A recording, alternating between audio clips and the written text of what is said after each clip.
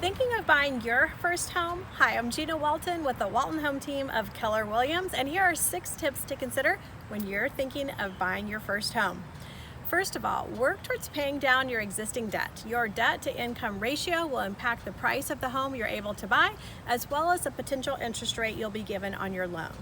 Secondly, hold off on purchasing any large items made on credit. Third, save as much as you can for the down payment. A minimum down payment is currently for a loan 3.5% of your purchase price, with over 20% needed for private mortgage insurance to not be applied to your loan. Next, make sure you stay put with your current job. No job changes equals no red flags for the underwriting department. Lastly, get approved for a mortgage with a reputable lender that will have a good options for you in representing your interests, as well as the loans that are available to you and best meeting your financing needs. Lastly, chat with me. Oftentimes, purchasing a home is one of the largest investments you have, so let's meet to review in full process the buying process as well as your goals in bringing those two together.